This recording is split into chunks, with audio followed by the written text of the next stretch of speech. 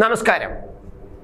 ക്ഷേമ പെൻഷൻ സാധാരണക്കാർക്ക് കിട്ടിക്കൊണ്ടിരുന്ന ക്ഷേമ പെൻഷൻ ഇനി ഇതാ ഗോപി. 6 മാസത്തെ കുടിശ്ശികയാണ് ഇപ്പോൾ ക്ഷേമ പെൻഷൻ ഉള്ളത്. 1600 രൂപ വച്ചിട്ട് സാധാരണക്കാരായ ജനങ്ങൾക്ക്, പാവപ്പെട്ടവർക്ക്, അവർക്ക് ഒന്ന് മരുന്ന് വാങ്ങാനും ഒന്ന് ഒരു ചെറിയ ഒരു ചായ കുടിക്കാനും മാത്രം തികയുമായിരുന്ന 1600 കോടി രൂപ 1600 രൂപ മാസം കിട്ടുന്നത് ക്ഷേമ പെൻഷൻ CPM-ഉം ഗവൺമെന്റും അവരുടെ ഏറ്റവും വലിയ ജനകീയ പദ്ധതിയാണെന്ന് പറഞ്ഞുകൊണ്ടിരിക്കുന്ന ക്ഷേമ പെൻഷൻ ഇനി ഗോപി എന്ന് ഞാൻ പറയുമ്പോൾ ഇനി കിട്ടാൻ സാധ്യതയില്ല. അതായത് 6 മാസത്തെ കുടിശ്ശിക കിട്ടില്ല എന്നാണ് ഈ പറയുന്നത്. ചിലപ്പോൾ അടുത്ത മാസം മുതലുള്ളത് കിട്ടിക്കൂടായികയില്ല. പക്ഷെ അതും അനിശ്ചിതത്വത്തിലാണ്. ട്രഷറിയിൽ കാശില്ല, ധനകാര്യ വകുപ്പിന്റെ കയ്യിൽ കാശില്ല. അപ്പോൾ പറയും ധനകാര്യ വകുപ്പ് അല്ലല്ലോ ഈ പെൻഷൻ നൽകുന്നത്, ക്ഷേമ പെൻഷൻ നൽകുന്നത്, അത് ഒരു പെൻഷൻ കമ്പനി സർക്കാർ രൂപീകരിച്ചിട്ടുണ്ടല്ലോ, അതുകൊണ്ട് പെൻഷൻ കമ്പനി ആ പൈസ എടുത്ത് പിന്നെ ഈ ക്ഷേമ പെൻഷൻ കൊടുത്തുകൊള്ളും എന്നൊക്കെ ചിലപ്പോൾ ഈ സർക്കാർ അനുകൂലികളും CPM അനുകൂലികളും പറയുമായിരിക്കാം. പക്ഷേ അങ്ങനെ പറയുന്നവരുടെ ശ്രദ്ധയ്ക്ക് വേണ്ടി ഒന്നുകൂടി ഞാൻ പറയാം. ഇങ്ങനെ പെൻഷൻ കൊടുക്കാൻ വേണ്ടി ഉണ്ടാക്കിയ കമ്പനിയിലും പണം ഇല്ല. ആകെ 1 മാസം പെൻഷൻ കൊടുക്കാനുള്ള തുക ഈ കമ്പനിയുടെ കൈവശം ഉണ്ടായിരുന്നു. അതായത് മാർച്ച് 20-ാം തീയതി വരെയും 25-ാം തീയതി വരെയും ഈ 1 മാസം ക്ഷേമ പെൻഷൻ കൊടുക്കാനുള്ള തുക ഈ ക്ഷേമ പെൻഷൻ കൊടുക്കാൻ വേണ്ടി രൂപീകരിച്ച കമ്പനിയുടെ കൈവശം ഉണ്ടായിരുന്നു. പക്ഷേ അത് കഴിഞ്ഞപ്പോഴേക്കും ആ പൈസ കൂടി സർക്കാർ പിടിച്ചു വാങ്ങിക്കൊണ്ടുപോയി, പോക്കറ്റ് അടിച്ചു കൊണ്ടുപോയി.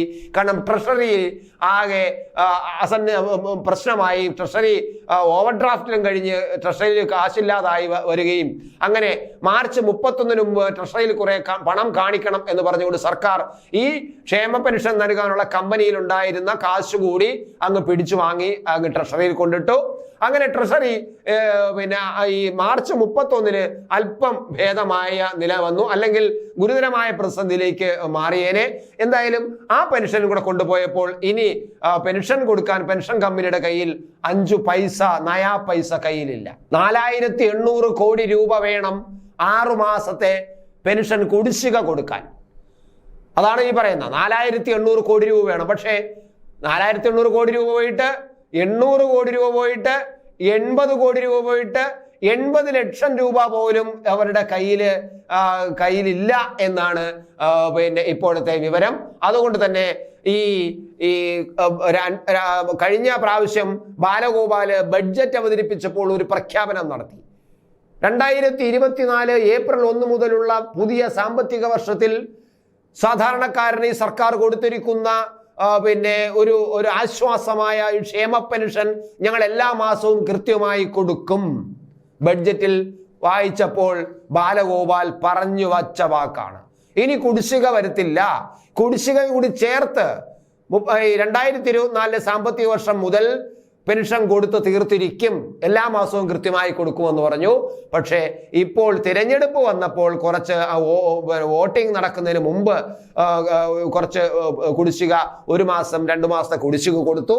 പക്ഷെ അതെല്ലാം കഴിഞ്ഞ നവംബർ ഡിസംബർ മാസങ്ങളിലാണ്. ഇപ്പോൾ 6 മാസം കുടിശ്ശികയായിരിക്കുന്നു. ഇനി ഈ പൈസ കൊടുക്കാൻ കഴിയില്ല എന്നതാണ്.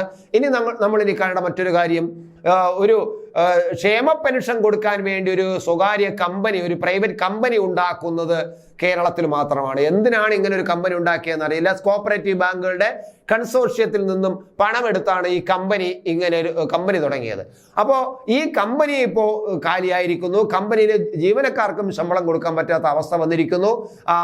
ആകപ്പാടെ വല്ലാത്ത ബുദ്ധിമുട്ടിലാണ്. അതുകൊണ്ട് ഇനി ക്ഷേമ പെൻഷൻ ഈ അടുത്ത കാലത്തൊന്നും കിട്ടുമെന്ന് തോന്നുന്നില്ല. മാത്രമല്ല പിന്നെ കൊടുത്തു തുടങ്ങിയാൽ തന്നെ ഈ കുടിശ്ശികയായ 6 മാസത്തെ, ചിലപ്പോൾ അതിന് 7 മാസം ആകാം, ആ കുടിശ്ശിക ഇനി കിട്ടാനും പോകുന്നില്ല. പക്ഷേ ഇവിടെ ഒരു കാര്യം കൂടെ ആലോചിക്കുക. ക്ഷേമ പെൻഷൻ ഞങ്ങൾ സർക്കാരിന്റെ വലിയ നേട്ടമായിട്ട് ഞങ്ങൾ പറയുമെങ്കിലും ഒരു കാര്യം കൂടി ഈ സർക്കാർ പറഞ്ഞു, ക്ഷേമ പെൻഷൻ ഞങ്ങളുടെ ഔദാര്യമാണ്, നിങ്ങളുടെ അവകാശമല്ല എന്ന് പറഞ്ഞതുകൂടി ഇപ്പോൾ ഈ ക്ഷേമ പെൻഷൻ വാങ്ങുന്നവർ മനസ്സിലാക്കുക.